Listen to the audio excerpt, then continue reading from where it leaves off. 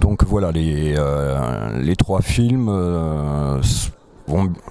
Enfin, Perversion Story sera le 3e et dernier Fulci au niveau des Gialli.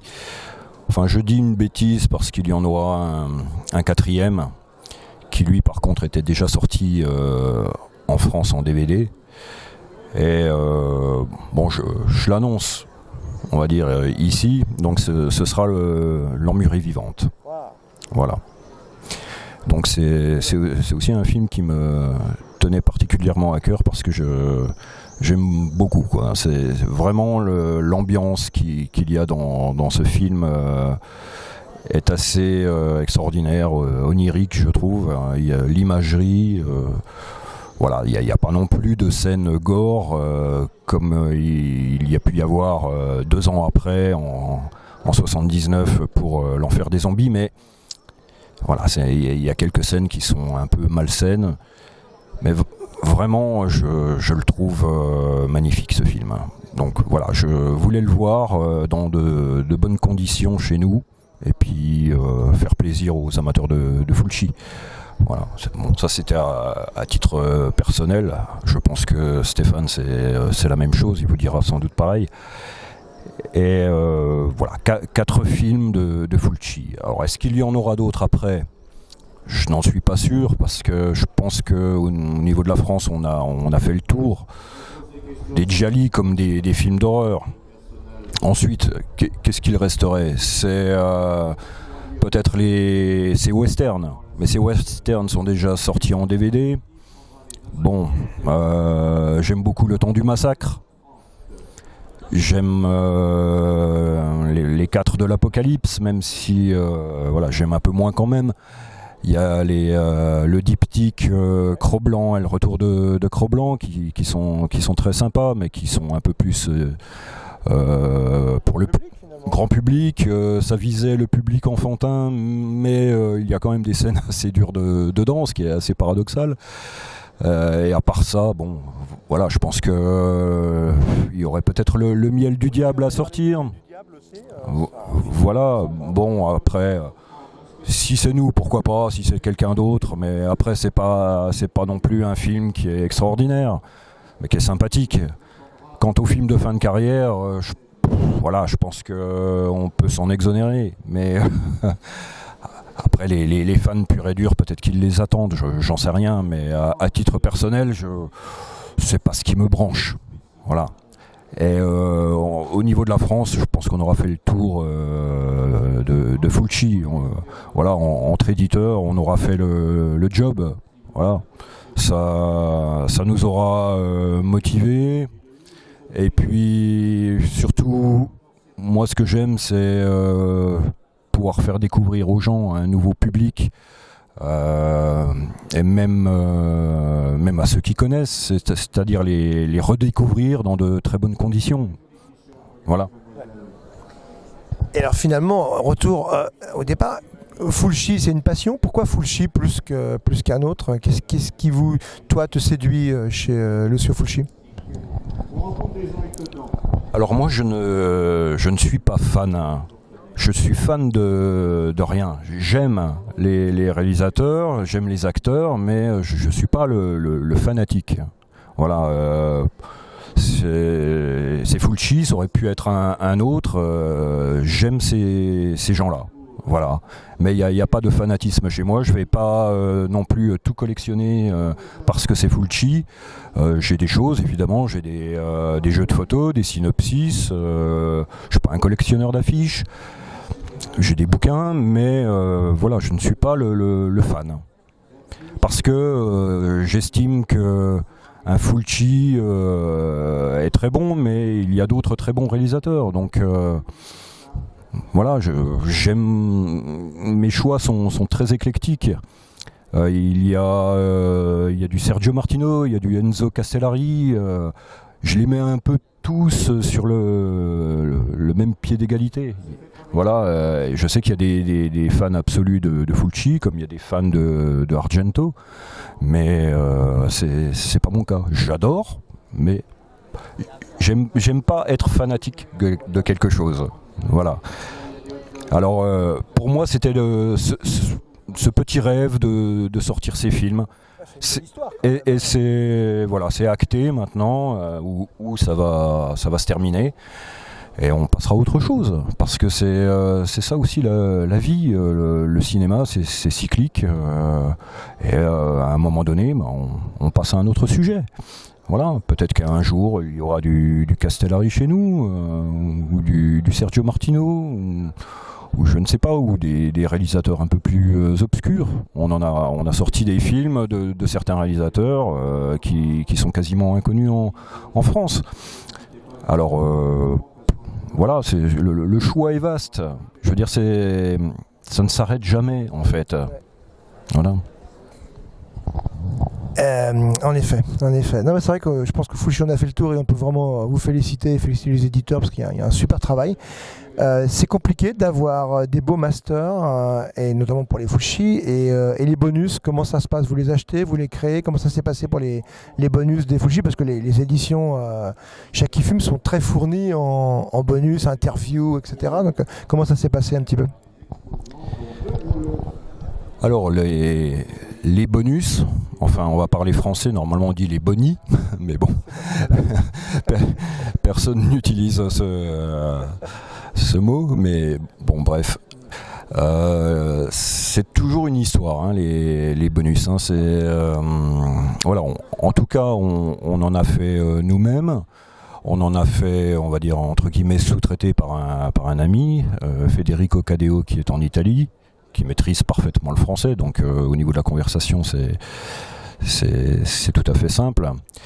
Et c'est lui qui a fait le plus grand nombre de bonus sur les Fulci. Donc voilà, on sous-traite aussi parce qu'on peut pas non plus se déplacer sans arrêt, aller en Italie ou ailleurs.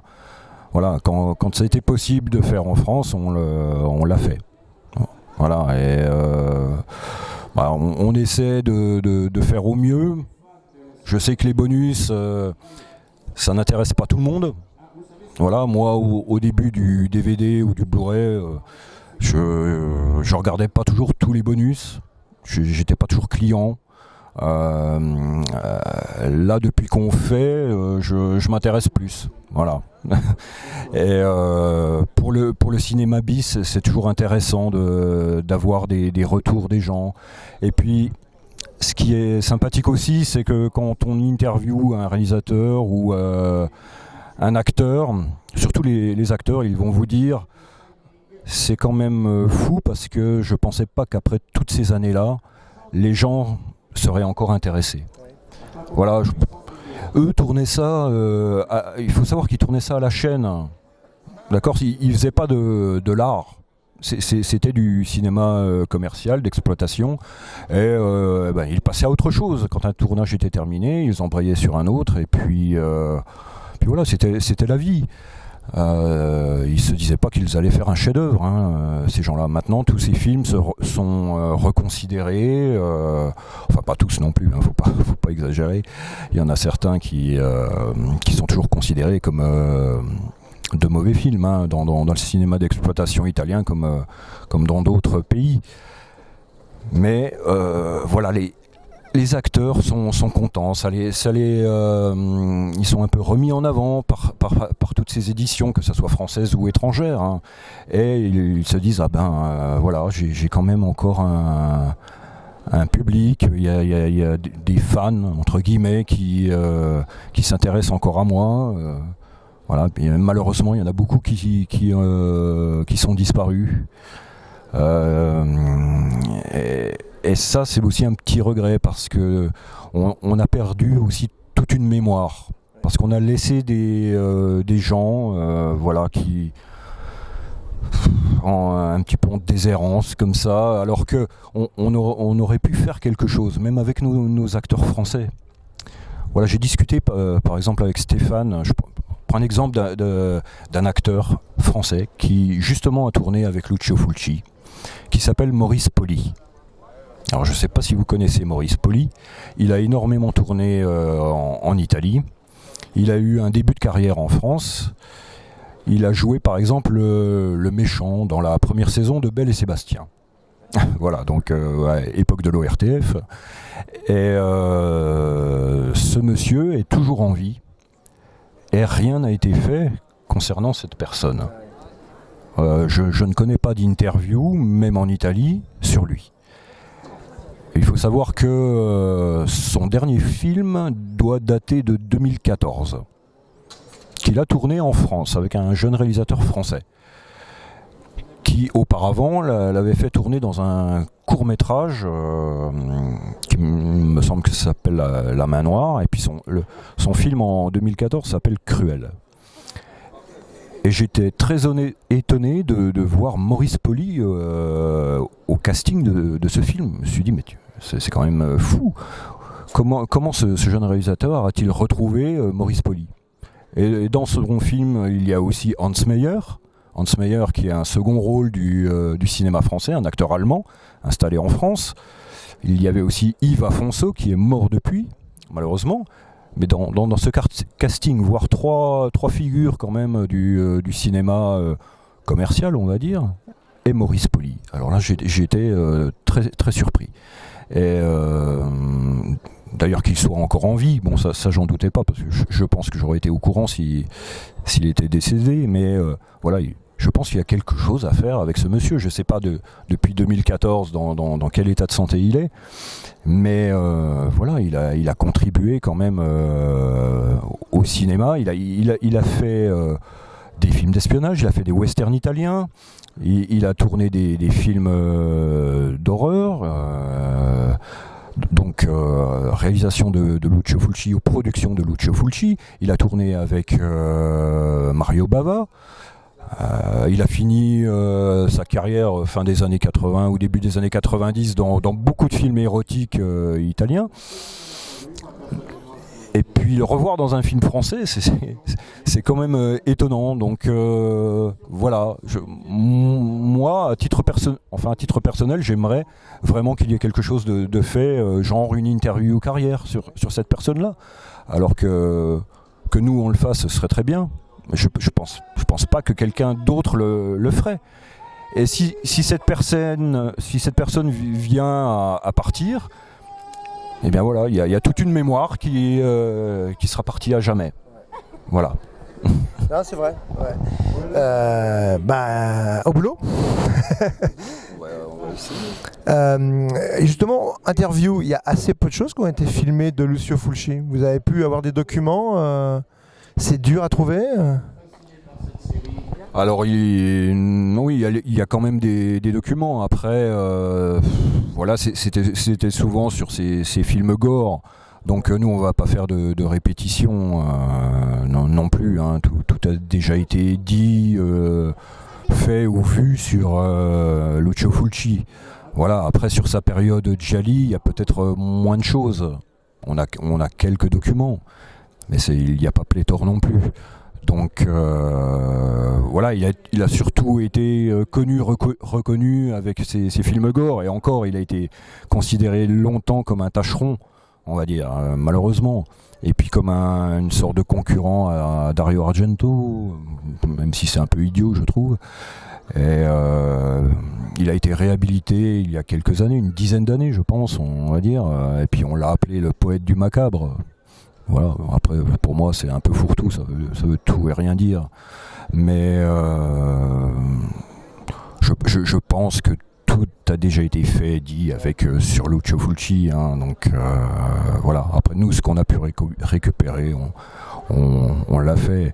Et bon, il a toujours eu une fille qui est en vie, Antonella Fulci, qui aurait sûrement encore des choses à dire sur son papa.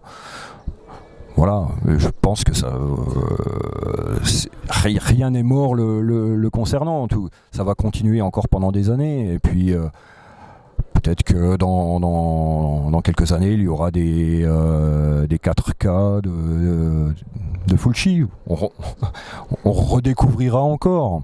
Ou alors il tombera dans l'oubli. On ne sait pas. Voilà, c'est la vie. Il y a des choses qui disparaissent ou qui sont remises en avant. Le cycle de la vie. Voilà, donc nous, on est là, on en profite, on essaie d'en faire profiter les autres. Et puis après, on ne peut pas prévoir le futur. Merci Philippe. Bon, une dernière question. Quand est-ce qu'on peut espérer avoir dans les mains les Blu-ray de Perversion Story et L'Emmurée Vivante? Est-ce qu'on a une idée des dates? Alors, je dirais que on prévoit ça pour le dernier trimestre. Hein. Je reste un peu large s'il n'y a pas de problème. Sinon, s'il y a quelques soucis, ou si des bonus prennent du temps, si la restauration de l'Emmurée Vivante, parce que là, il faut faire des retouches. Il y a un Master HD, mais il n'est pas fabuleux. Donc malheureusement, avec des fois les Master HD italiens, ce n'est pas la panacée, alors il faut retravailler. Et donc on s'y est attelé, mais j'ose espérer pour le dernier trimestre de cette année. Voilà. Les deux films. Voilà. Ok, bon, on aura un petit pin de Lucio Fulci avec, hein, tu promets? C'est pas prévu, mais pourquoi pas, hein. On est ouvert à tout, hein. Voilà, et puis faut nous proposer aussi des idées. Voilà, t'en as eu une, pourquoi pas. Ok, bah écoute, merci beaucoup pour ton temps Philippe. Merci à vous, c'est gentil, et puis bonne continuation. Voilà, et puis merci de nous supporter, nous éditeurs. Quand je dis éditeurs, c'est au pluriel. Voilà.